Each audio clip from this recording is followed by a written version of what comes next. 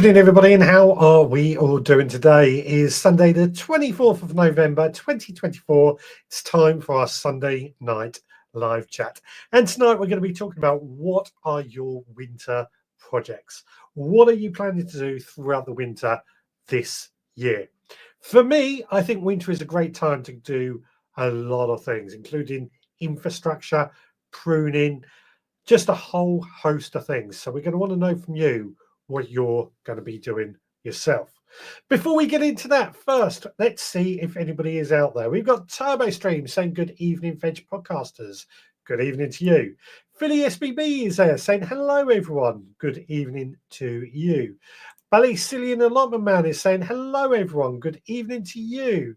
Jenny is there saying hello, everyone. Hope you are all well and keeping out of the storm. I've been making a huge list of winter jobs. I may have run out of winter time. There's always next year. Kate says, good evening, Veg Army. Good evening to you. Scott says, seat to table plot 13, that is. Good evening, all. It's a tad windy here. It certainly is here as well. We've got Nathan, allotted chef. Good evening, all. Good evening to you. Hargrave Gas. Hello, everyone. I hope you've all had a great week and not impacted by too much by storm Bert. Question. Is there going to be a storm early next? That's what we've been asking ourselves. Digwell says, evening all. Hope no one has trench foot. A bit damp this weekend. LOL. Indeed. Anna Jones is there saying, good evening, gardeners. Good evening to you. We've got Beddoes. Evening all. Good evening to you. Cillian says, it's the wind today over here, Digwell, blowing a gale. We have got Turbo Stream. It's been raining constantly since early Saturday morning here, on top of 4 days of snow and on top of rain last weekend. Chili Kate is there saying, hi, Richard. And hello, everybody. Hello to you. Hope you are well. Lovely to see you just the other day. Ian is there saying, hello, Richard, or evening, Richard, and all the veg growers. Good evening to you. So, hot topic at the moment seems to be the rain and the bad weather. I'm not been down to the allotment this weekend, I'm going to be honest. We have had pretty strong wind come through here. Neighbours have lost a couple of fence panels. My garden, luckily, has been okay. But I decided, for health and safety reasons, I'm not going to go down to the allotment this weekend. Still going to be there next week. But we have had heavy rain, heavy winds, over the course of this weekend. We did have a bit of snow the other day, which is very, very rare to have here. And we've had our first frost this week as well, which is a couple of weeks early compared to normal. But here we go. It is all part of the winter. Now, talking of winter, that's our topic for this evening. What are we going to be doing throughout the winter for our projects? And for me, I sat down and I thought about this question quite a bit over this last week. And as we head on into December, I feel December is probably the month that we're going to be doing a lot of planning. So dark evenings, I noticed today it was getting dark by about 4 o'clock. Dark evenings seems like a good time to sit down, work out what seeds we have and what seeds we need. Open up those seed catalogues that are probably starting to drop right through your letterboxes. If not, searching online can work just as well. Also, planning our location where we're going to be planting or sowing these seeds, growing these plants. Bearing in mind things like crop rotation and successional sowing. So I tend to sit down one evening, I'll go through all my seeds, work out what seeds that we have that we want to get rid of, that we don't need anymore, and then work a list out of what seeds I'm going to need for the next year. Then I will pour through these seed catalogues and make a list of all the extra seeds that I would like to grow. That way, what I find with this is we've compiled a list of seeds that we need to buy in. We're not wasting money because we've gone through our seeds and actually worked out what we need to buy in. Now, we spoke a couple of weeks ago about using AI to make a seed sowing plan as well. That is something that we could be planning in these darker evenings too. So we work out week for week what seeds we're going to sow that particular week. All about the planning. Now, before I carry on with this, let's see what anybody is saying. Turbo Stream says, my winter jobs include moving to somewhere warm and dry. Where are you going? Where are you going to move somewhere warm and dry? Digwell says, no, Ernie. Stormy this year is E1, Ewan. I'm guessing that is. That's a shame. I think they missed a treat by not having Storm Ernie as well as Storm Bert. I think, anyway. Or is that just me being childish? Beddoes is saying, blew the lid off my veggie pod. Otherwise, all okay. That's something I was worried about. My veggie pods have been absolutely fine now. Stuart Jackson, sorry I'm late. Just spent over an hour to drive 6 miles. Happy gardening. Whoa, that's bad. That's bad. But as I said, this is why I've stayed home this weekend. It's just not worth it. Just not worth putting ourselves in danger. Turbo Stream says, I smiled when you said about your low temperature. It was frozen here all week. Yeah. We literally have had our first frost this week, which is early for us here. I know some of you have already had your first frosts much earlier than what I get, but ours normally first week in December. It's about 2 weeks early for our first frost. Killed off our nasturtiums and our dahlias and many other plants, but we don't mind that. Richard Golden is there saying hello all, good evening to you. Idaho is saying hello everyone, good evening to you. Turbo Stream says, I've already sorted my seeds so I can resort them properly. There you go. This is what I think is a great thing to do throughout December, because let's face it, December is going to be a fairly cold month. It's going to be dark. It's going to be a bit gloomy. Nobody really wants to go out in the garden during December. Certainly weekends like this weekend. It's just a great opportunity to sit down and go through your seeds. And that's something I certainly will be doing over the coming weeks. What else have we got? Adrian is there saying hello to Richard and all. Good evening to you. Turbo Stream says, I did order a few things from the allotment seed catalogue, mostly flowers and some short parsnips. Fantastic. Apparently that word is pronounced aeon, A-O-N, aeon. I guess sounds like a bit of a Welsh word for Ian, but I could be wrong. I could be very wrong. Idaho says, hi, Anna. Turbo Stream says, I reckon Littlehampton is warmer and drier than a wet, cold Birminghamshire. Probably is. It probably is, but we don't get as warm in the summer, though, that being said. So not necessarily, it's more a mild temperature we have in Littlehampton because we've got quite a unique microclimate here. Idaho says sorting and resorting, talking about seeds. Digwell says 90% of seeds sorted with a few on order. Made a few changes on my spreadsheet to take account of the warmer weather for the last 2 years. Would you say this year has been warmer weather, though? It's been wetter weather, in my opinion, this year. But again, I've said this time and time again, and this is something that I know you guys are much better at than me, using a spreadsheet. I'm useless with spreadsheets. I'm useless with anything IT based, but using a spreadsheet to plan all these things out is probably a great way to make a list of what seeds you have, what seeds you want, what you need to order, and go from there. I do tend, when I go for my seeds, I think I've said this time and time again, get rid of any seeds that are out of date. Now, it is a bit wasteful. Some of those seeds might still grow quite well. For me, it's just I need to free up some space. So I use that as the cutoff point. Over on Instagram, Jamie's a little allotment has joined. Welcome along. Hope you are well. Chili Cake says, my plan for this winter is to get the last part of the allotment into use. This includes finishing the nature pollinator bed and adding 3 more raised beds and a small seating area. Fantastic. So these are some of the bigger projects that I want to hear about as well, because I still think winter, December, January, February is the great time for doing these sort of infrastructure jobs. Now, the reason I say that, things like building beds, building sheds are big time-consuming jobs. And most people will leave those till spring, but spring is when we're going to be sowing lots and lots of seeds. So I feel it's far better, if we can, to get those infrastructure jobs done before spring. And generally, December, The weather, I find December can be cold, and you may get some rain. But generally, January, I find the weather generally is cold but dry, and it's fairly easy to get quite a few jobs done in January. February can usually be the coldest month, but again, usually quite dry. So it's a good chance to get those infrastructure jobs done, as I call them. Ian says, in December, when I worked a bedding plant nursery, it was so dark at 4 p.m. We used to sort out the old plant labels so you could clean your labels ready for spring. This is a great project, actually.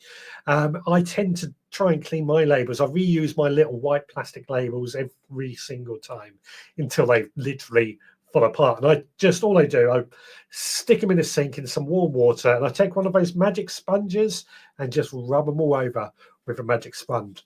I tend to use pencil on my labels, and one of those magic sponges just gets rid of all those pencil marks nice and easy.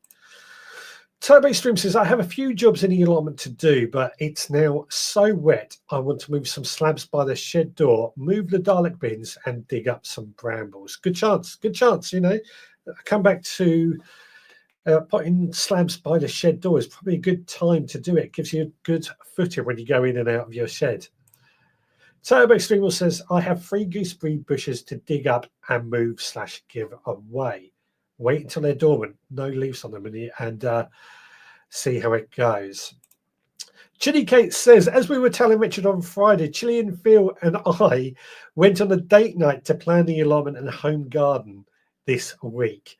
What a way. I don't think Amanda would quite like that as a date night.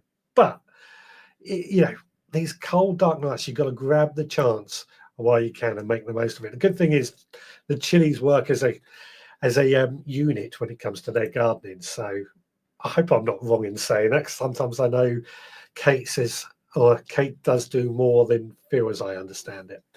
Toby Stream says raspberries need cutting back too. Pruning. Definitely a job that we're going to need to do, which was going to be the subject on tomorrow's podcast, but I've put that off because it's not really possible. Bedo, staying indoors and putting the decorations up and later back down until it warms up. There are some people, and Bedo's is clearly one of those people, and I'm not knocking it at all, who call themselves seasonal gardeners, warm gardeners. They only like to go out in the garden when it's warm. They don't like going out in the winter. Personally, I prefer to be out in the winter than when it's too hot. As long as it's dry. That's my only thing. Dry and not windy for health and safety reasons. Jenny says, as most of you will know, I got a new allotment, but then due to family members' health, we have hardly been. So this winter, we start from scratch, ready for spring. I plan to fix and replace parts of the fence. Move the entrance and make a new gate. Edge the pond and pot up polytunnels frames. Mark out paths and beds. Make a family clover lawn and sitting area, along with the long job of improving the soil. Quite a bit going on there. Turbostream says, I detest December. It's so dark and dismal. Sad, here I come. The weather seems to change after New Year, though, and I'm looking forward to the solstice now. Less than a month to go till the solstice, and dare I say it, in a month's time, it's Christmas Eve. Just to scare everybody, has anybody done any Christmas shopping? Bare root trees and fruit bushes, prep, cutting patch, and build insect hotels. Summer was the coolest since 2015, but last summer was milder. The time I sow many seeds, February, March. So this comes back to what I said earlier, February, March, when we're sowing seeds. Sowing seeds is quite a time-consuming job, isn't it, at the end of the day? We can break it down, and you might think, oh, it only takes a few minutes to sow a few seeds. But if you're sowing lots of seeds, that's a lot of few minutes. Plus, then you've got to pricking out, potting up, looking after, making sure they're not drying out, which all takes time. And if you're putting up a shed or building new beds, that eats into that time as well. And once seeds are sown, they need to have a bit of care. They need a lot of TLC to help keep on growing. Jenny says, oh, and put my archways and moving water butts, make some structures to collect water. A lot going on there, Jenny, lots going on. So let's try and break it down into a few jobs at a time. Stuart Jackson says, like and follow, just a reminder. Yeah, please do like and follow this channel. It would do us a world of good. Digwell says, I'm a fair weather gardener. As you said, it will still be there in the morning. I totally agree. You know, I do try and visit my allotment and my garden throughout the winter. I would not call myself a fair weather gardener. I can cope with the cold. It's when it's raining and strong winds like we've got at the moment when we've got a storm coming through. That's the two times I will not do it. Even when it's raining, I will probably, if you've got to do stuff, I mean, at the end of the day, farmers are out there all weathers. If you've got to do it, you've got to do it. Kate says, are we working more on my shed and getting that organised? That's a good job, an tidy, organised shed. Sort seeds, so more work around the pond. Also clear the area under the trees and get that ready to plant up to give us more wildlife cover. Fantastic. Beto says, prefer being in the garden in warmth, but happy missing in the greenhouse. So this is one of the advantages if you do have a greenhouse or a polytunnel, is that we can spend some time in there when it is a little bit too cold. Most days I'll start off in the greenhouse anyway. Finish my Christmas shopping. Easy, £5 in a card for the grandkids. Lucky you. I've still got mine to do.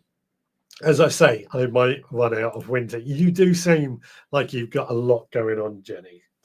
So yes, as I said, December for me is more about planning. But once we get into January, I have got some time off over Christmas and New Year, but might get some of this done a little bit earlier. But when we get into January, I have got a few tasks that I want to do. Firstly, here at home, I want to replace my shed. I've spoke about this recently, but what I want to get a potting shed in my garden purely for sowing seeds. I've got to order it actually, so I better get on that soon. And the reason I want to change that, the shed I have out there at the moment is pretty small and pretty useless. It's falling apart. I bought it when it was quite cheap, a few years, nearly 10 years ago actually.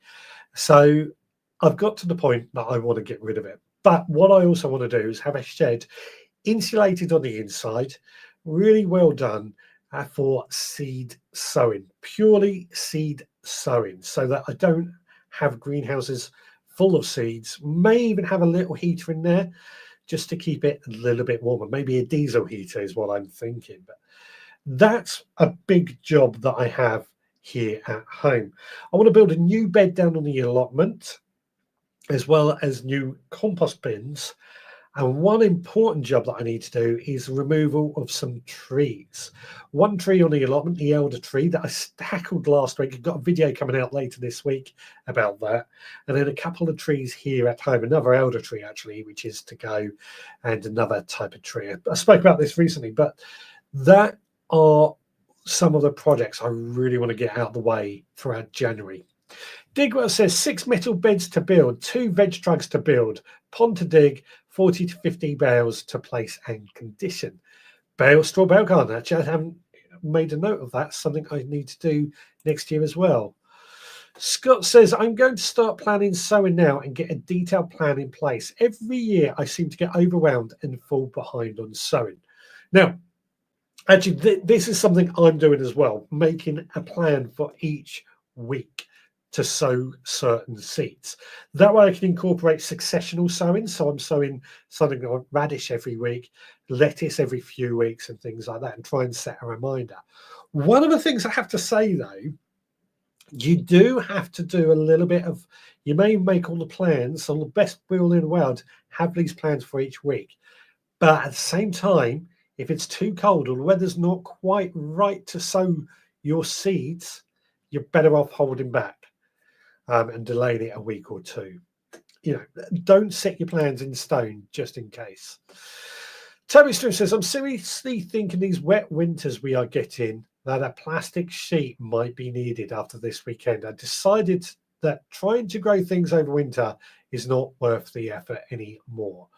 So I was thinking that last year was quite mild and had a few questions about this. As you know, I still do grow over winter and I always will. I like to think of our vegetable gardens as a farm. If we didn't grow over winter, we'd get into that hunger gap and we would have no food at all. Plus, there are plants that survive in the winter anyway. But if you are having problems with overwintering, particularly in your location, it is a case of trying to come up with other plans, maybe even use of cold frames instead. Nicola has joined. Evening, lovelies. No gardening for me. House turned upside down. New insulation, heating rads, and solar panels. Fantastic, fantastic. Jenny says, hello, Nicola. Oh, conversation going on there.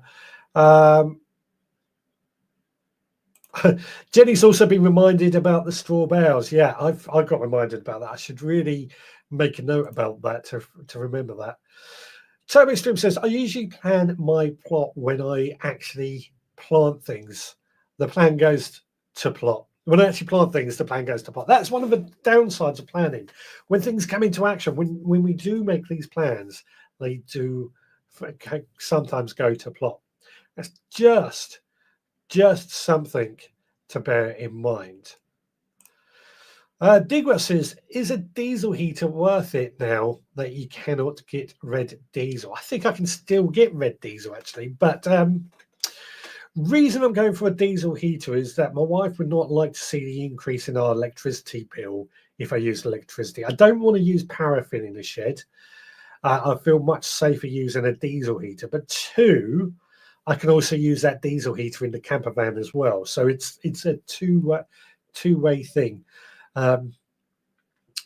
Unless anybody's got any other suggestions, I believe a diesel heater you can actually run on vegetable oil as well. So that's another reason I'm doing it. Stuart Jackson says, I got a new veg truck to build at school thanks to an amazing team who raised money by walking up a very big hill. Oh, you are welcome. You are very welcome for that. I'd love to see how you get on with that as well. Nicholas says, nightmare, dust everywhere, bedroom, huge hole cut, etc., etc. Talking about insulation and stuff. Nicola then goes on to say, I have 10 metal beds to make, or is it more? That's a lot. That's a lot. But, you know, winter time is a great time to do it. Idaho says, hold on in there. Nicholas says, solar, Richard, for heating. So I've had this discussion before. Solar for heating a shed.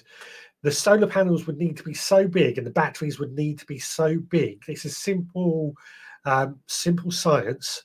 The amount of energy you have to put into a shed for heating is not necessarily enough for solar on its own, unless you take up an entire roof. I've done a lot of sums on this because I was trying to work out a way of heating my shed in the past. It's not really possible. I hate to be the bearer of bad news, but until it's all about energy, Heat is energy. The more energy that you put into something, you've got to get from somewhere else. And unfortunately, solar just isn't good enough for it. Rebecca says, evening, Richard. Good evening to you. Turbo Stream says, I'm trying to grow a few things in my porch, but nothing has germinated yet again. How cold does your porch get overnight? Ian says, Richard, I'm off over Christmas too, so maybe a good time to get together for the meetup. I will be servicing my tools over Christmas. Yeah, it would be good to meet up, actually, Ian. But good point. Servicing tools. How will you be servicing your tools? Because actually, that's something I spoke about recently on the podcast. I do like once a year to take all my my spades, my hose, sharpen them, treat the handles, clear any rust, paint them, etc., etc. Which is another good winter job when they're less in use, but definitely something we want to do more with. Nicholas says, I think diesel heaters are very economical from what I've seen. There's pros and cons. Rebecca says, if it's going to be a big outbuilding, why don't you put a log burner in there? It's not going to be. It's going to be about 6 foot by 6 foot. My shed, so it's not quite a big building. I did think of a log burner, but then that takes up space that I don't have a huge amount of. Plus, when you get if you get a shelf, a wooden shelf or something, you've got to be so far away so it doesn't catch fire from the heat as well. And then you've got to go in there, a bit like the old garden apprentice in the Victorian gardens. They had a job of making sure that fire never went out overnight to keep the peaches warm. So that's another risk. If you have a log burner, you've got to make sure that fire doesn't really go out overnight. It's fairly easy to do, but it is an option. It is definitely an option. Steve has joined. Thank you so much for your help yesterday evening. Using the evenings for planning what's being planted. Updated what I grew for the year to look back on and see what worked and what didn't work. Too muddy to do much heavy work on the plot. And now Steve, I know, is very into her planning and his planning and things like that. So he's definitely a planner. So that tallies up with what I was saying earlier. Ian, if you can get 3 logs or timber, then a small tent camping log fire will work. I have one in my conservatory. It's an idea, but I don't want to set my shed on fire and then set my neighbour's house on fire as well. So I really want to avoid naked flames. My porch was cold this week, but I sowed the seeds weeks ago. Okay, depends what seeds they are. Scott says, I have wooden beds to repair. I'm considering using bricks instead of wood because I can get a decent amount for free. Why not? Why not? Plus, they'll probably last longer than wood and won't need any treating. Jenny says, candles with an upside-down terracotta hotbed. I've built a hotbed, actually, using chicken waste as the form of heating, basically composting, heating up the hotbed. So I've been doing that. But a candle with an upside-down terracotta pot, that's great for keeping a frost away. But in a greenhouse or a shed that's 6 foot by 6 foot by 8 foot, it's not really going to do a huge amount of difference. There's only so many British or BTUs, British thermal units, that a candle can give out for it to be effective. I know about heat. That's something I am pretty clued up on. Nicholas says, I will have 18 panels and batteries, so nope, I will have spare electric to use. That's my point. On a shed, you're not going to fit 18 panels. You might fit 1 or 2 if your shed roof is strong enough. And given that where the shed is going to be located, it's probably going to be in the shade for the last few hours of sunlight as well. I've looked into it, is all I can say for solar panels. It is a bit of a problem. Steve says, haven't done any overwintering plants this year. The last couple of years have been very cold. We were spoilt with no frost for numerous years. Saying that, onions from seed growing under cover. Absolutely. And Tabistream says, even the spring onions didn't germinate. Having troubles, aren't you? I don't know.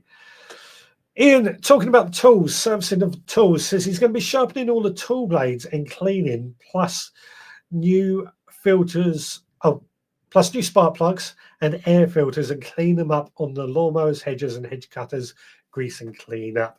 Ian, of course, being a professional gardener, so he needs his tools. Steve says lots of spreadsheets. Both of you, Steve's, Digwell also being a Steve, are using spreadsheets. I wish I could use spreadsheets. I'm just not very good with them. Nicholas says, I have an Eco4 grant, so just add into it. Should pay back in 5.5 years. The candle thing is a myth. As Richard said, you can only get what you pot in, e.g. a tea light gives off about 28 watts in an hour or so. So, yeah, there's a lot of things you've got to think of. It might be enough just to take the chill off the air, but not enough to really heat a greenhouse or a shed. That's the big difference. It might save it from getting frosted, your plants from getting frosted, but not heat a greenhouse. Turbo Stream, the only ones that succeed were cauliflower seeds in Jiffy 7s. Now potted on. They seem to like the porch. Cauliflowers are quite cool oven, funny enough. Jenny says, I found it worked for me, but it was a smaller greenhouse, thick pillar, slow burning candles. It probably just for keeping it frost free, not actually heating, because you're not going to get a greenhouse up to, I don't know, 15 degrees C, say, with a candle. It's just not going to happen. There's just not going to be enough heat from it. Jenny does say I was also keeping frost away, not heat for growing. There we go. Beddoes, put your tumble dryer in the shed on economy 7 and a timer free heat and dry washing. See, we don't actually have a tumble dryer. We refuse to have a tumble dryer with that tight, so that doesn't really work for heating our shed or heating a greenhouse. But this is a great winter project, isn't it? Talking about heating a shed or heating a greenhouse. You guys really hit the target with that, because that's something we do need to think about, something we do need to do. In all honesty, my thought, I've got a little oil-filled radiator that I was going to use in my shed just for a bit of heat. Obviously, I'm quite good with electric, so I know you need some thick cables for it to be worthwhile. And that was going to work at heating my shed. But I'm thinking a diesel heater is going to be the better option. Jenny says, Richard, could you use chicken manure, bedding, etc., to make a little hotbed? I've done that. I've built a hotbed out in my garden, and I'm using all my chicken waste to fill up that bed, basically composting down, and I've put over it some cloche to hold in that heat and plants into that. So it is going to work for that. But what you've got to remember, when a hotbed, it's not going to really heat up a big greenhouse. There's too much heat rises, there's too much space above it. It will do a small area, and basically it's more like a bottom heat, like having a heated propagator type thing. It's going to do that, but it's just not going to really heat up a greenhouse entirely. There was many years ago, and I haven't found it since, so it obviously didn't work. There was somebody who designed a greenhouse heater. Basically, you had a compost bin outside, and it had some sort of, it attached onto the greenhouse, and it probably had pipes or something that transferred that heat into the greenhouse. I saw it in a magazine probably 20 years ago now, 25 years ago now. Haven't seen it since, so I don't think it exists, and I don't think it would work. Nicholas says, is your shed insulated, Richard? It will be, but you've got to remember it's going to have glass on the front. It's going to have windows on the front, which will not be insulated. Glass is a very poor insulator, even if it's double glazed. So that's not going to really hold on much heat. Scott says, another winter project will be setting up an indoor sowing growing station if Santa gets some Spider Farmer grow lights.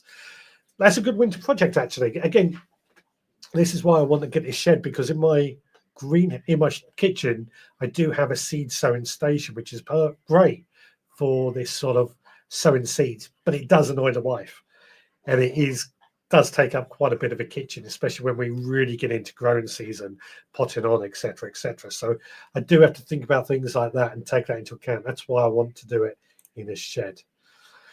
Digwell says heat pump tumble dryers are very efficient, around 50p to dry a load. Really? We hang ours all out on a line, so it costs us nothing apart from the washing line, but I didn't know they were that cheap. Yeah, we probably still wouldn't get one.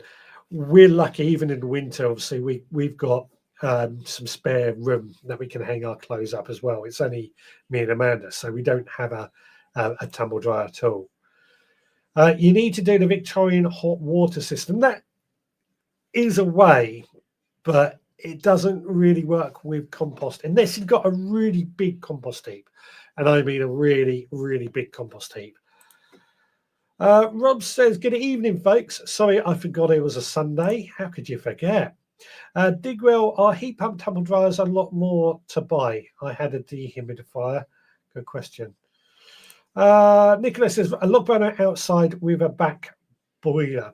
It's still going to have the same problem. I'm so close with my neighbours. You've got to remember, my garden's only 10 metres wide.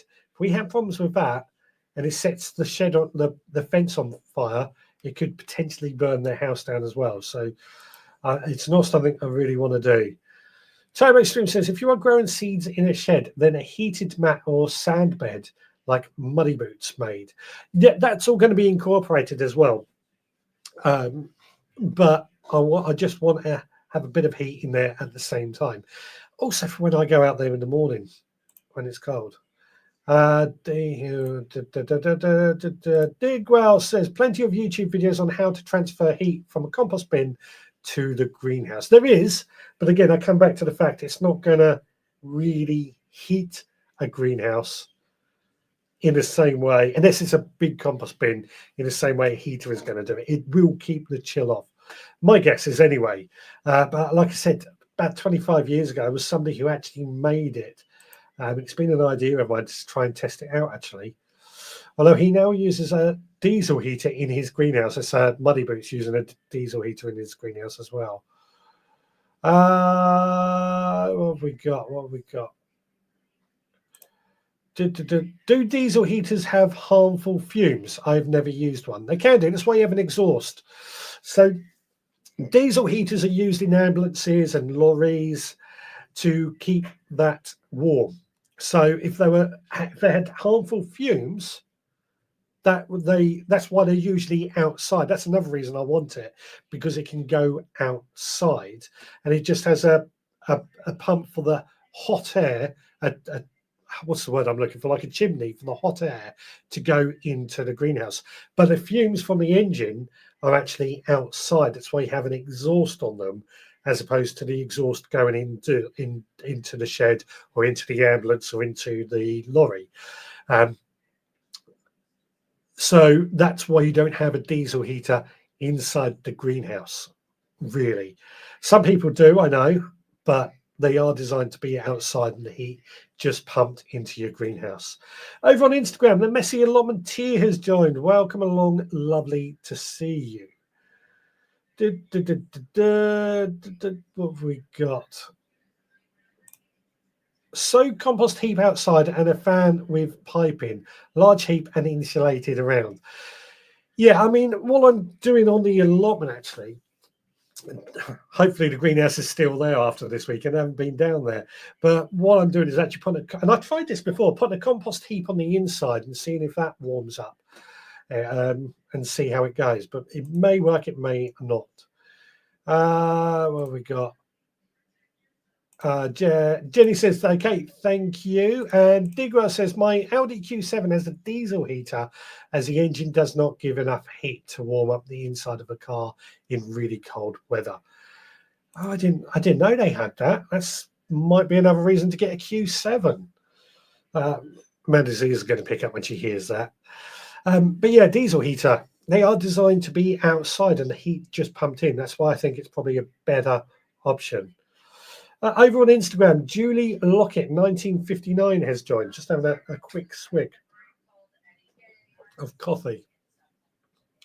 Now, one of the final things that I've got on my list, I don't know if I've mentioned it actually, of winter projects, is a removal of a couple of trees.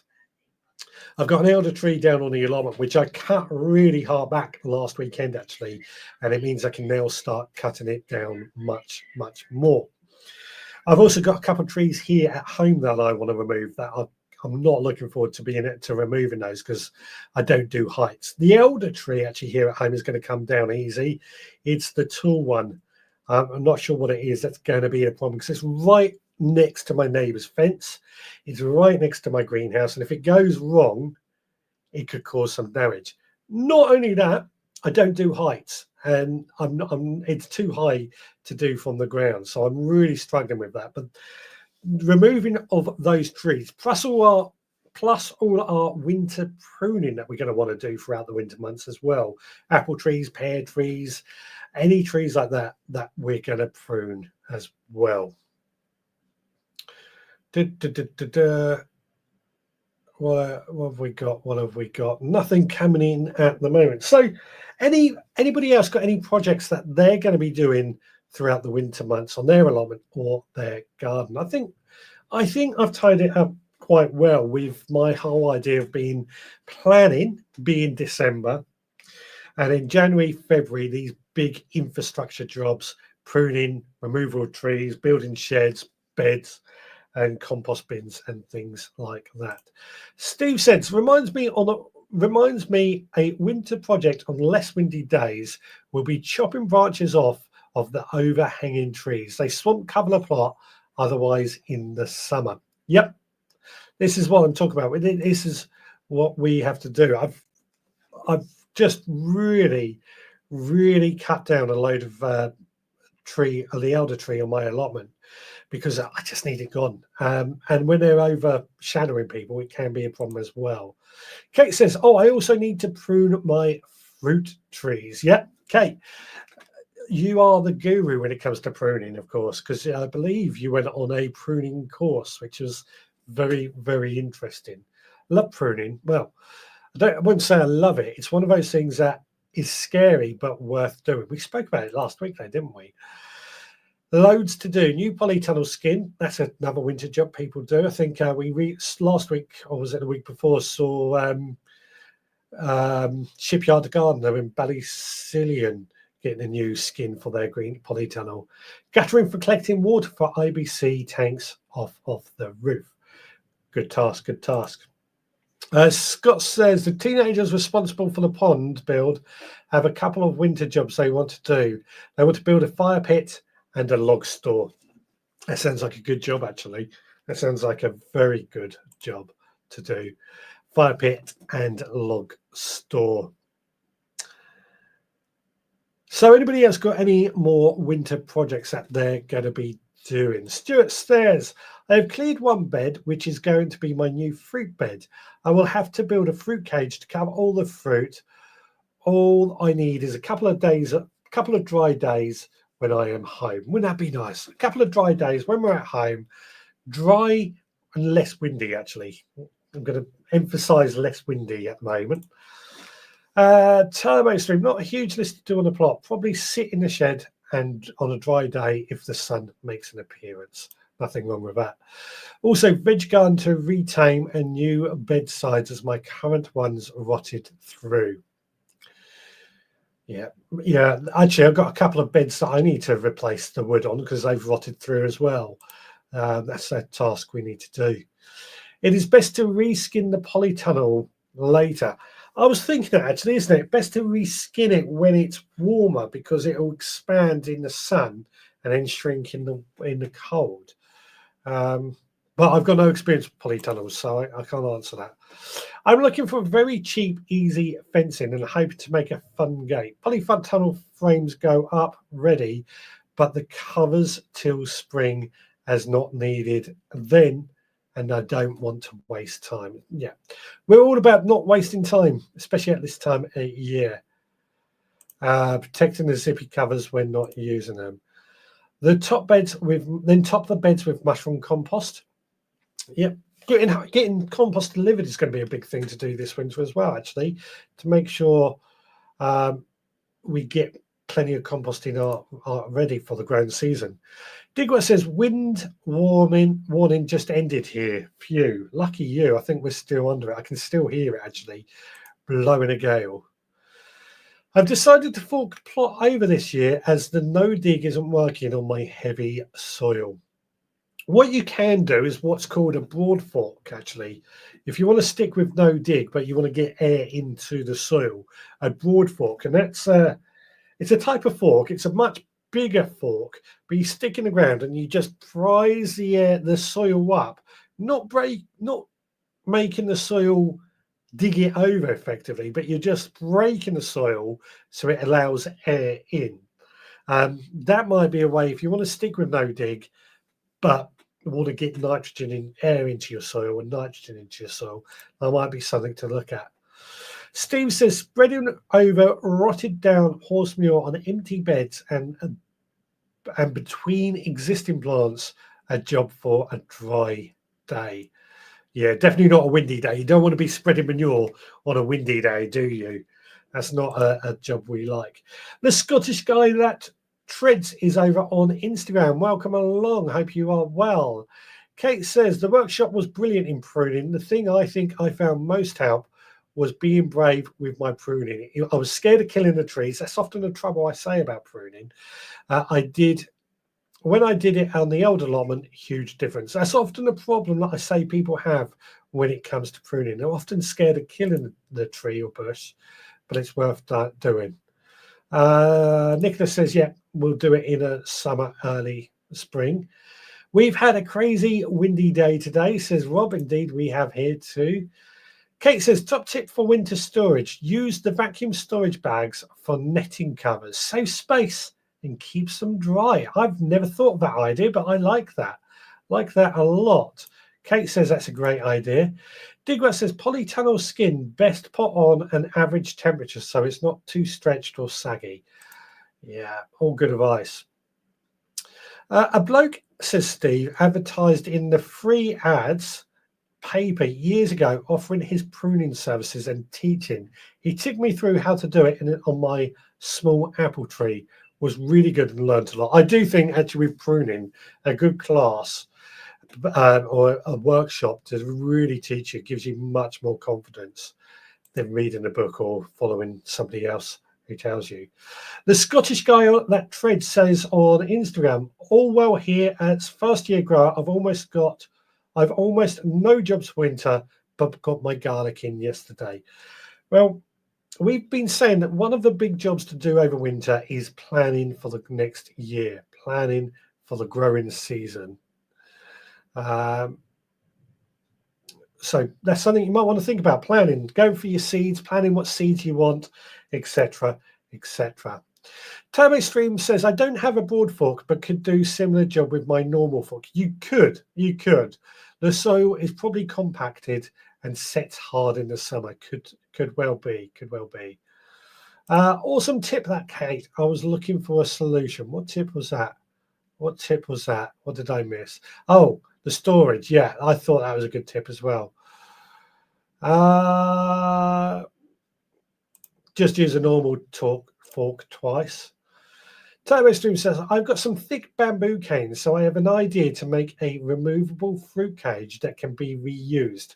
I used to bring the netting home. Yeah, I mean, these are all things. Netting is a difficult thing to store sometimes, but it's all things that we need to think about as we go on into the winter months. What have we got? Nicholas says, can wiggle a fork into the ground and put sharp sand in the holes? Talking to Turbo Stream there. Rob says, I need to plant my garlic. There's still plenty of time to plant garlic, still plenty of time. Chili Cat says, I've been offered a space on a greening campaign pruning course, but it's a working day, so I'm not going to be able to join it. This is actually something that annoys me a lot. A lot of these things moan that they don't get people joining their courses or joining in on their community garden projects, etc., etc. But then they do them on a day that most people are working. I got the same with our camera club. They're doing these sort of camera trips, but they're all on days that people are working, and they're wondering why not many people are joining in. If it was on a weekend with enough notice, there would be more people. Nicholas says, I have a large stable with masses of netting of various types. Lucky you on your, is it 3 acres you have there? It's quite a large area. Right, I tell you what, let's go and have a look at this week's recipe, which was stew. Okay, this week's recipe is a slow cooker vegetable stew. What we've got, the slow cooker is already turned on and heated. I've added a bit of oil in the bottom. We've chopped up a couple of small onions, red and white, a couple of cloves of garlic, which we're just going to leave in there to saute down for a few minutes. And I'm trying to do this all in one pot to save on washing up. We'll give it a few minutes and then we'll add the rest of the ingredients. Okay, so that's sauteed down, not quite as good as it would be in a pan, but enough. So we're going to add a load of vegetables. I'm doing this all in handheld today. So this is one of my small butternut pumpkins, white pumpkin. And then we've got half a beetroot, which I've chopped up, and half a butternut squash, which all go in here. It's quite a packed dish actually. And then we're going to add in some stock as well. Vegetable stock, but I think we might have to add a little bit more water to that. Not a problem. But we'll just leave that to cook for the next couple of hours. We may add some herbs, but I'll come back and tell you if I do that once I've had that cooking, just for a bit of time. Okay, this has been cooking for about an hour. It looks like it's all come together quite nicely. The sauce is looking very red from all the beetroot. We're just going to add a few herbs. We've got a sprig of rosemary and some chopped up sage that we're going to add in. And then we'll just let that cook. And we'll see what it tastes like back in the studio.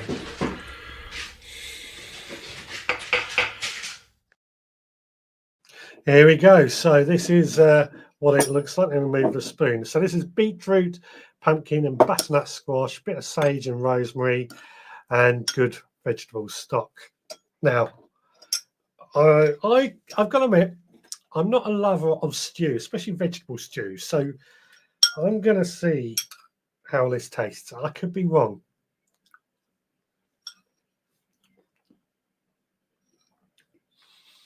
I actually quite like that. That's annoying. That's actually really annoying because I said to Amanda I don't like stew. I actually quite like that. That's weird. That's weird. Just very simple ingredients, that one. Butternut squash, pumpkin, beetroot for a bit of sweetness, and of course some herbs and squash. That's quite nice. I'm surprised. I'm genuinely surprised because I don't normally like stew. I mean, although people rave about beef stew or lamb stew, I can take it or leave it. It's not one of my favourites. That I'm quite surprised about, actually. Digwell says he loves a stew. Turbo Stream says, I hate the netting, but if my design works, it can be rolled up easily. Over on Instagram, Life on the Lot has joined. Thank you. Hello, Jen. How are you doing, my friend? Hope you are well. Jenny, another Jenny, this is. Love a slow cooker stew. Digwell, I'm still hoping to get the one that you had a row of little ones. The way I can have separate to the that way I can have separate to the kids. Yeah. They get a good slow cooker. We've got several slow cookers because we use them so much and for different things. Nicholas says, never thought of potting beetroot in a stew. I didn't either until today. It was just I had it there and I thought we're going to throw it in and use it anyway. Life on the Lot says hello. Life on the Lot on Instagram says hello again. Hope you are well. Toby Stream says, I am always disappointed with my stews. I think that's my trouble. I normally am as well, but this one I quite like. It's something new to me. Life on the Lot says beetroot on a stew is scouse. I did not know that. Is that a common thing to do? Speaking of courses, work offer things like making a chef's knife. Oh, I'll be doing that. I've made my own knife before, but I would definitely be on that. And foraging courses, all free. They don't offer a gardening course. I should suggest they do. Grab those courses. I mean, I've always said, if any courses come up for free, grab them, do them, no matter what they are. Rob says lamb stew. I do like lamb, but I'm not so sure on stew. What have we got? Jenny says, oh, I love a stew. Sounds delicious. Stew and dumplings, says Rob. I forgot the dumplings, thinking about that. Oh, thank you. Steve says, oh, yes, dumplings. I did forget the dumplings because I think that was something that was meant to go in that. Now you've said that. Andrew says, butternut squash and ginger is the best winter soup. Evening all. Lovely to see you, Andrew. Hope you are well. Yeah, butternut squash and ginger. You do like that. You've made that before for us, haven't you? Love it, love it, love it. Jenny says, oh, wow. Thank you, Digwell. So going on, chat going on there. that I'm not privy to. Rob says, I hate cooked beetroot. The only way is pickled. Interesting. We've been making some green tomato chutney today as well. And I quite like pickled beetroot as well, but I do like cooked beetroot. I like beetroot because it's just really earthy. Excuse me, this trouble with eating, hiccups. It's really earthy but sweet flavour with beetroot, which is what I absolutely love. Steve loves roasted beetroot. I do as well. Digwell says, I put mixed pulses in mine. I should have done that, actually. Well, rinsed first, of course. Split pea, red and green lentils, pole barley, etc. I should have done that, to be honest. I didn't think of it, but I will next time. Lamb hot pot. I didn't like hot pot either. I've got to admit, I'm one of those people that didn't like hot pot when people would rave about it. I think my trouble I had with hot pot is somebody at the door. Someone is at the front door. The trouble I had with hot pot. Amanda, are you able to get the door? Yeah. Was the potatoes. We never have anybody knock on the door. Turbo Stream says, I must try a roasted veg soup again. Was the only one I liked. I do love it. Right. You have to send us a video for that, Turbo Stream. Andrew says, I've made that, yes, not quite a stew, but a few dumplings, and there you go, call it a stew. Trying to listen out who was at the door now. Slow cooker mixed beans that have been dried and stored in chili bean stew is amazing. Soak your beans or chili bean stew. Well, that sounds good. It's the police at the door, could be, or somebody complaining about the noise. That must be your takeaway, Richard. No, don't have a takeaway. We're on healthy. I just heard somebody or Amanda say something, so hopefully it's nothing to worry about. Turbo Stream, we need to know who it was at the door now. I need to know as well. I can hear Amanda talking, and it's a bit of a distraction. Live on the lot, who is at the door? Indeed, I want to know. I'm trying to listen out while talking at the same time. It's very distracting, isn't it? Very distracting. And I haven't got a video to cut to now because of various reasons. But we'll see. I could have a look, but I'm not going to.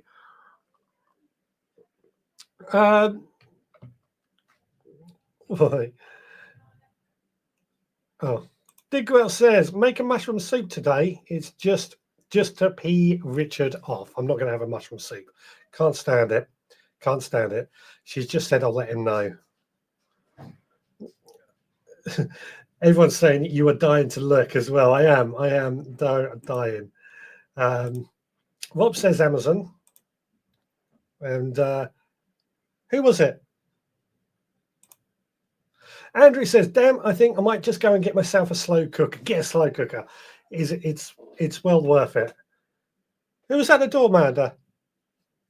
Oh, I thought she came back up. Must have been Roxy. It's Mr. Blobby. We're all guessing who's at the door. It's me at the door. I want some of that stew. Come and get some.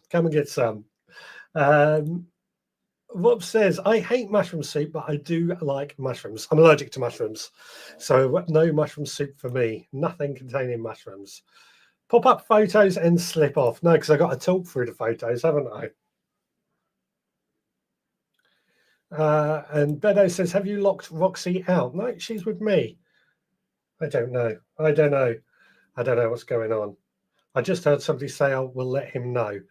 So there's obviously something, Tovner's witness, obviously something going on. I'm going to have to change my frame of mind.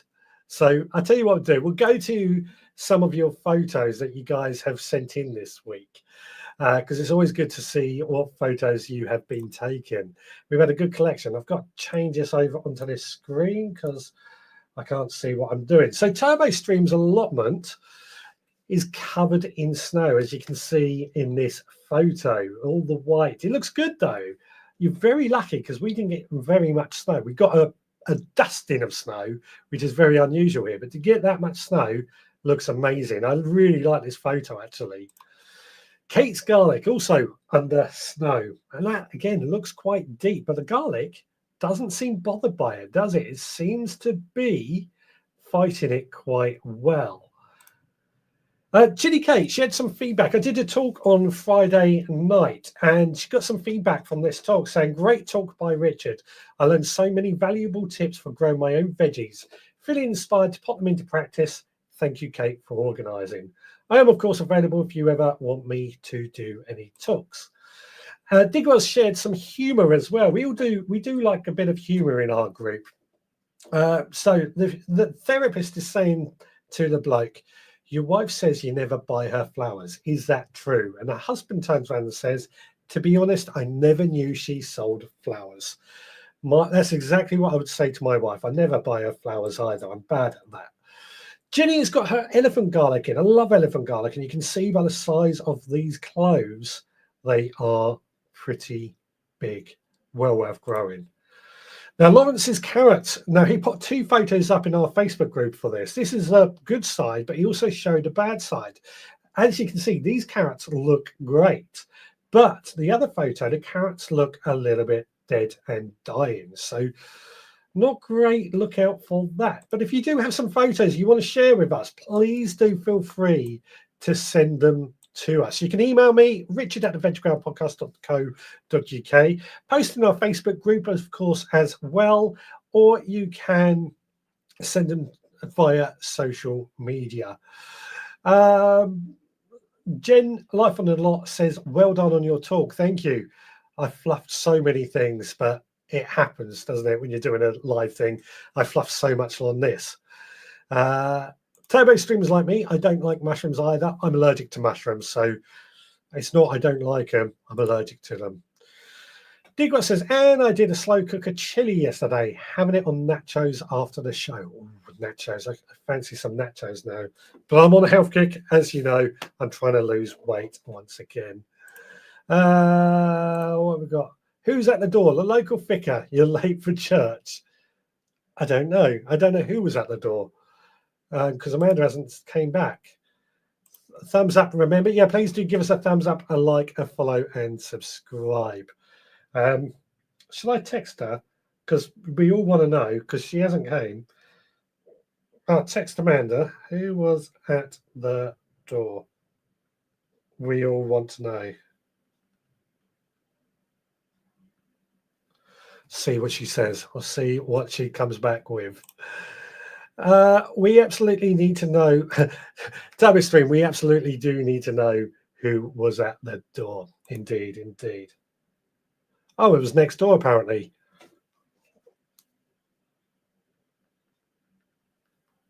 What did they want?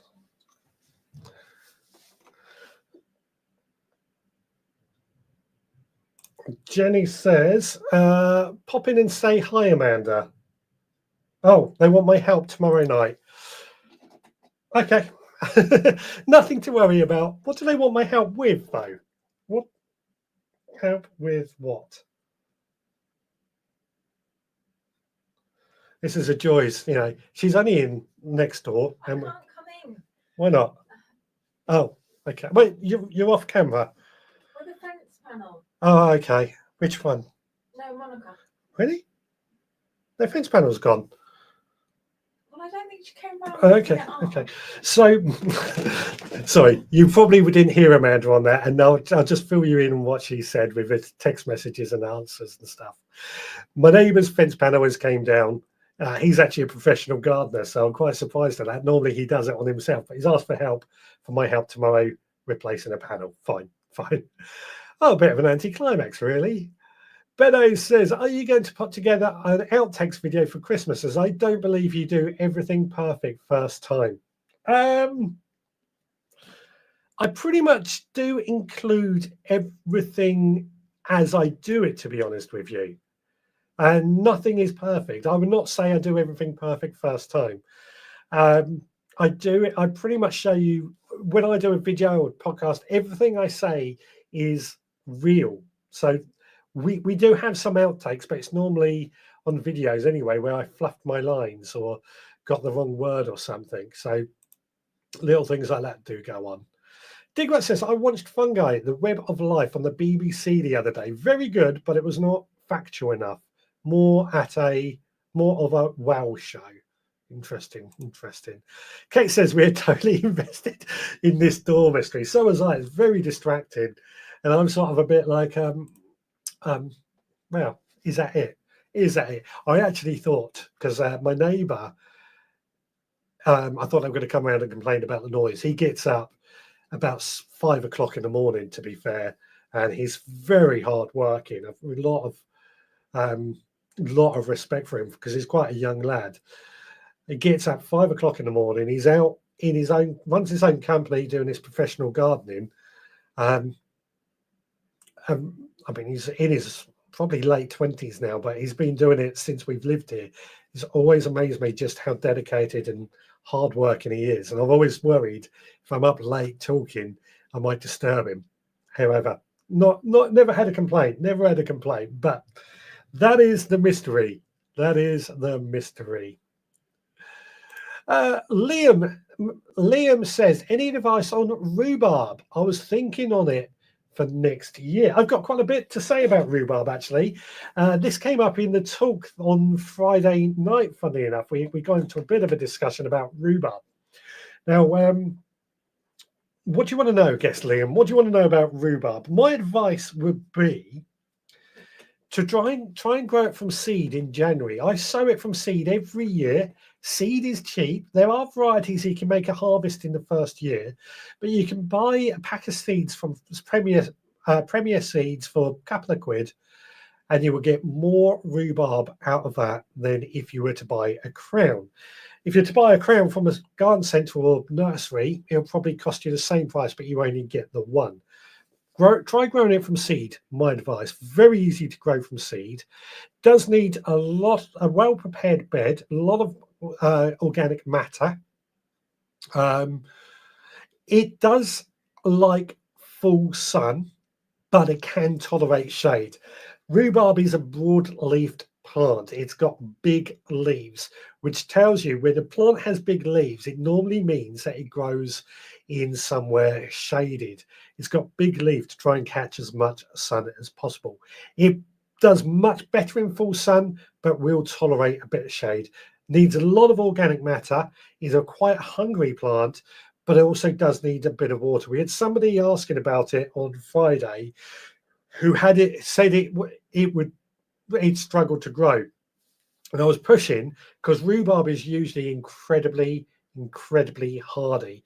And when I found out a bit more, what I discovered is that this rhubarb was growing in a quite a tall raised bed. So that told me it was probably lacking water. It needs a lot of water. And it was draining out a bit too quick. And the other thing they said is quite spindly. And the variety that she chose, or the person that asked this question, was quite a spindly type of rhubarb. Liam says, I've never grown it before, so anything including the best place to position it. Yeah, like I said, it's pretty hardy. It does best in full sun, but can tolerate shade. It's a good looking plant, I think.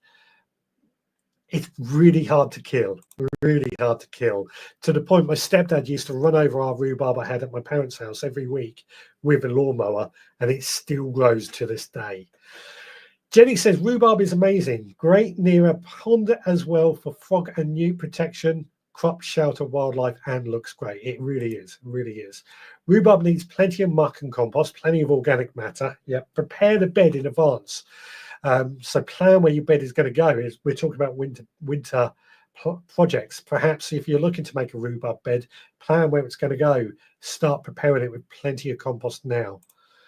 Turbo Stream says, I replanted some rhubarb as it has done really well after the first year. What you do find with rhubarb after 5 years, you do, they say, need to split it. That's where you dig up the root crown and you split it into three. So one edge, the middle. The middle is normally a bit woody, so you throw that away, but you plant the two edges, and there you go, you've got more plants. Digwa says, I love Rhubarb, a brilliant short film with Harry Sickham, Eric Sykes, and Jimmy Edwards. Never heard of it, but it sounds good to me. I do love Rhubarb, actually. Bit off topic, but has anyone grown carrots called Flaky. They're an excellent large carrot, perfect for casseroles through the winter. I can't say I have, but I can't say I have grown that particular variety, but I'll take your word on it. But if anybody else has, let us know.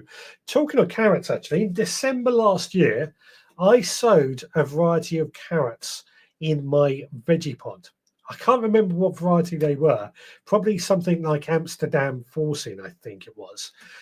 I was completely surprised when they germinated. Bearing in mind, I sowed them in December and they germinated. I'm going to be doing that again this year. I've often said that sometimes gardening experiments throw up some good surprises, and that is definitely one of them. Because I didn't think it was actually going to be possible unless you grow it inside a polytunnel. But just goes to show how wrong I was. I tell you what, we have got a couple more photos that I want to share with you, and this is the harvest photos. A few photos of what you've harvested this week. Seems like a good opportunity to go through that. Now, Turbo, this solitary pepper, I wouldn't be sad with that. Actually, that looks like a good looking pepper. I'll be very happy with that, and it tastes good as well. Chili Phil has harvested the last of his chili harvest, which looks fantastic, I've got to say. We've spoken a lot about this, and I think that just goes to show how well it does, how good chili you can get when you get in the right position. Digwell's aubergine and chili harvest. I'm guessing, Digwell, this is the last ones that you've harvested this year as well. Because again, these have done fantastic, absolutely fantastic. Good show indeed. Bear with me while I pop the screen back into where it needs to go. Chili Kate says, I think I need to plant some of the subscriber seeds for the lady on Friday. My rhubarb wasn't too happy last year, so I don't want to split mine this year. It's probably a good advice. Although it could be a sign that it's going a bit woody as well. But was it the lady who spoke to me about rhubarb that wants to grow some from seed? As I said, growing rhubarb from seed, I was just surprised just how easy it was to do. Oh, hello, Roxy. Everybody wants to see you, by the way, but you don't appear on screen. I was surprised just how easy it was to grow rhubarb from seed. And because I sent out quite a few seeds, what I've done is I've grown every single rhubarb seed that I have. I've potted them on. I've only needed 1 or 2 plants, but the rest I've passed on to a charity to grow as well, or to sell on. They're a great little way of making a little bit of money. And it's certainly, if I was doing a nursery, I'll be growing rhubarb from seed to sell in a plant nursery. As you know, that's one of my dreams. It's definitely one of my dreams. Digwell says, never grown flaky myself, but it is an oldie worldy variety. I've never heard of it, in honesty, so I'll take your word on that. Still more chilies to harvest outside, but the last 2 aubergines will never ripen. They still look good. Liam says, what is the best type of rhubarb to grow? Good question, actually. There's some very... It does depend on your taste and your location. I would look at something like Glaskin's Perpetual. Glaskin's Perpetual as a good one to look at. Note to self, I must order some rhubarb, and she goes on to say seeds. I will probably be sending rhubarb seeds out in January's seed pack, to be honest with you, because I think they are brilliant. Chili Kate says, yes, we know, and her and her husband for about 15 years. It was really good to get those questions, I've got to say. I'm going to be using those questions on the podcast tomorrow, funnily enough, because what we did at the end, the last sort of half hour, we opened it up to the audience at the end of this talk and got them to ask questions. We had quite a few good questions, and it worked out quite well. Victoria is a good one, and that was one that was mentioned. I meant the last 2 on the plant, not those 2. Oh, with you.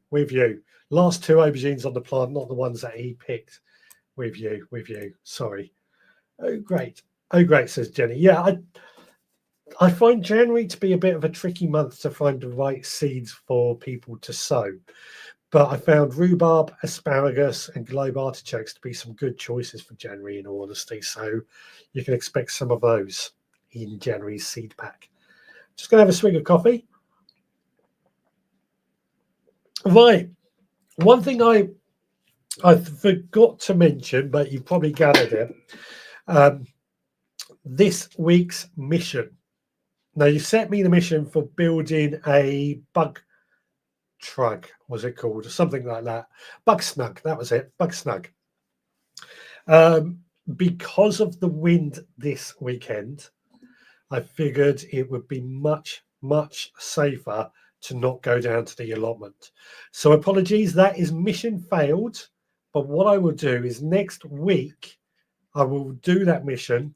I'll do that mission and another mission that you guys come up with to make up for it. It just because of the weather, I figured it was not safe to go on the allotment or even out at home.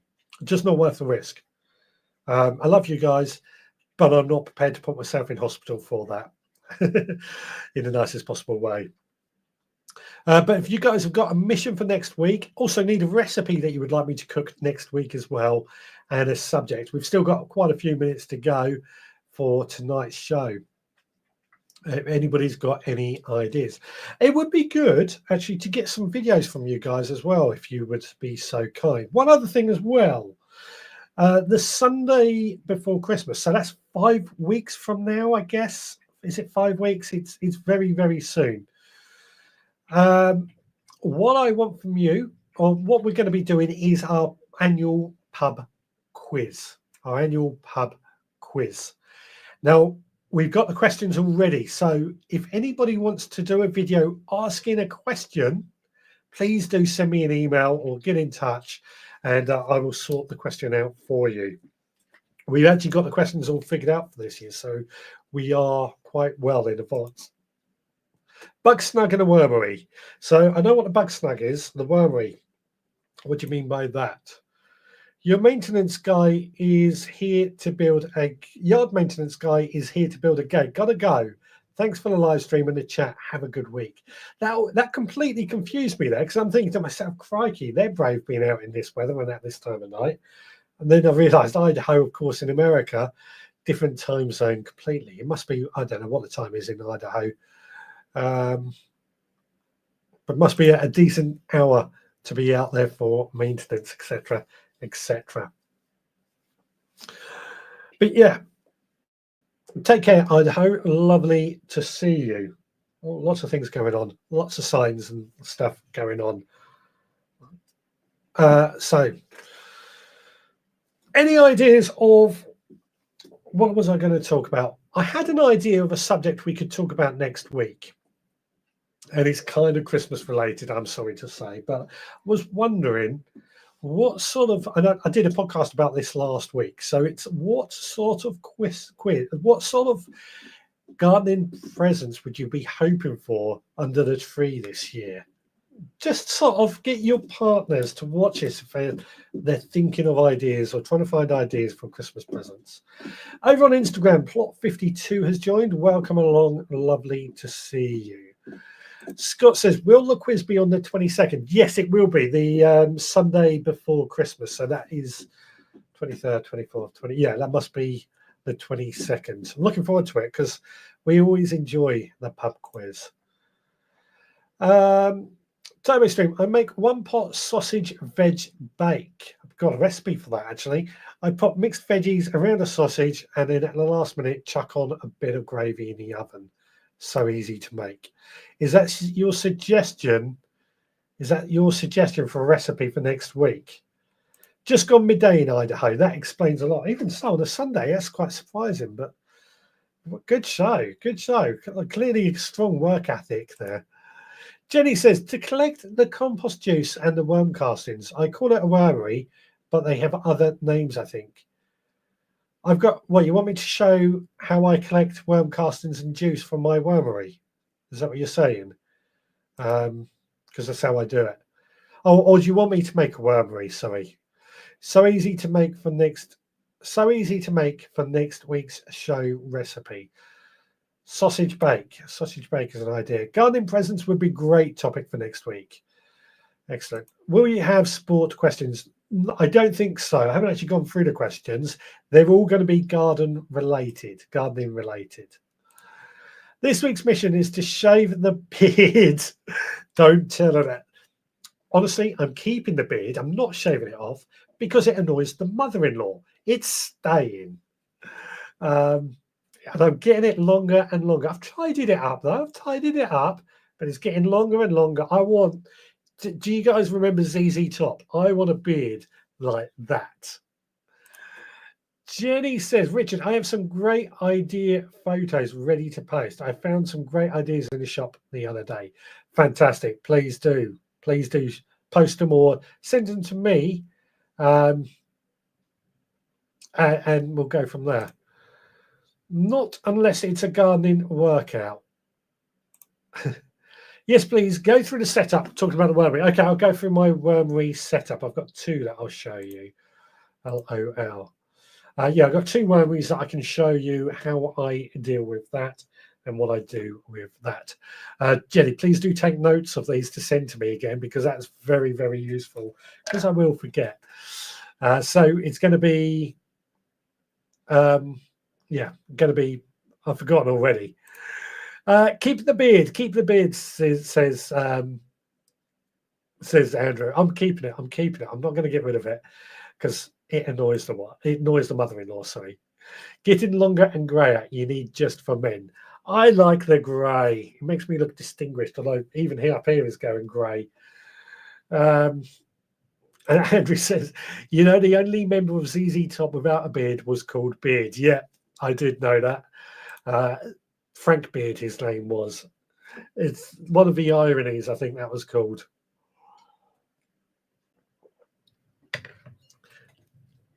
Kate says you need some beard baubles to wear for the Xmas quiz, Richard.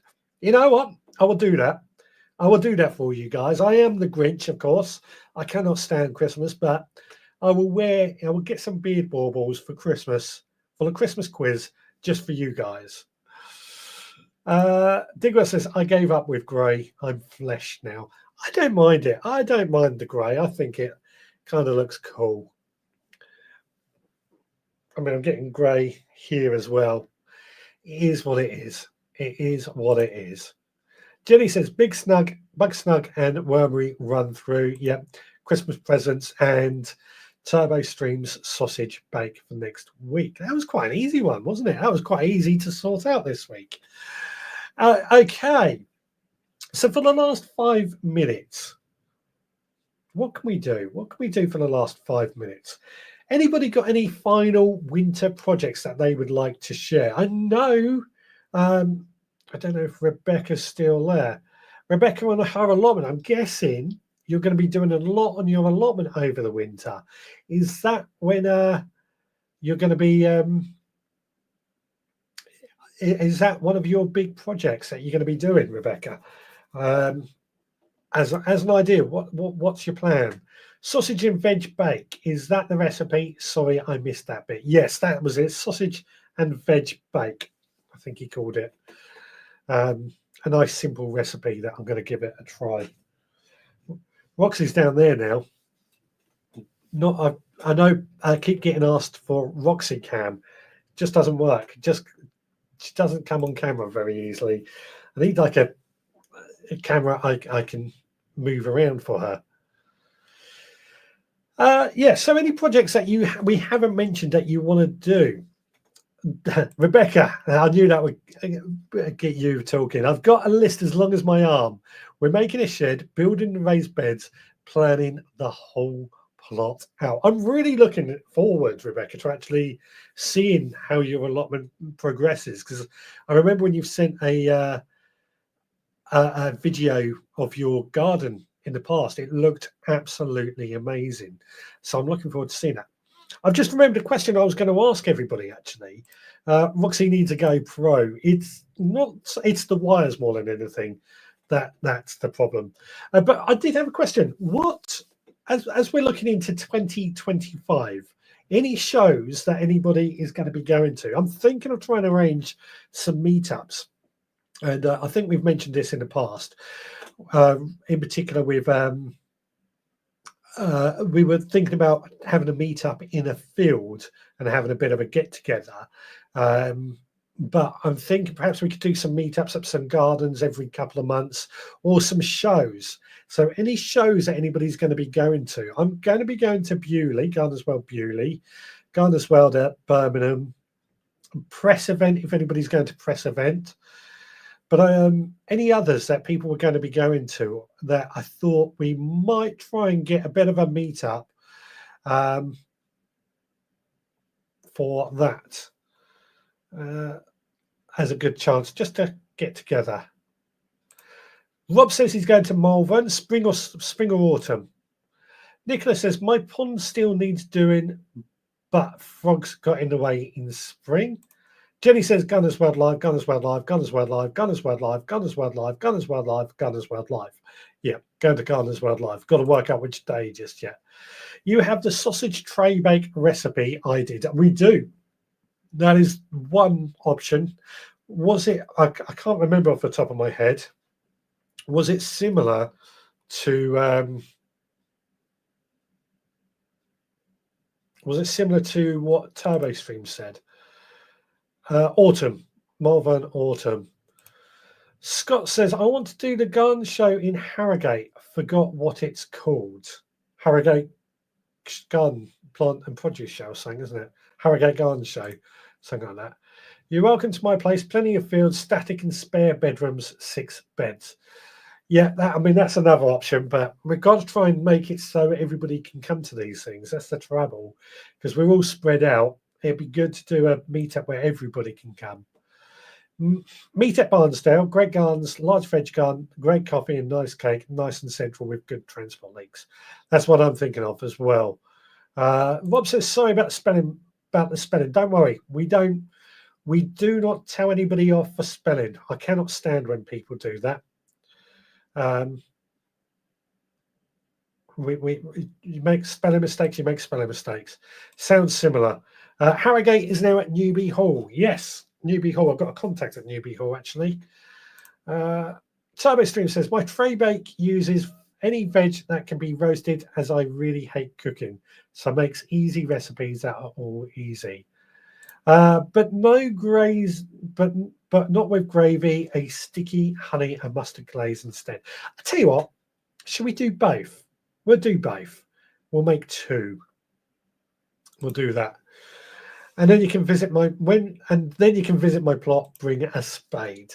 Well, that is another option. We do meetups at people's plots and things as another option, but hey ho. Right. I think we are pretty much coming to the end of the show.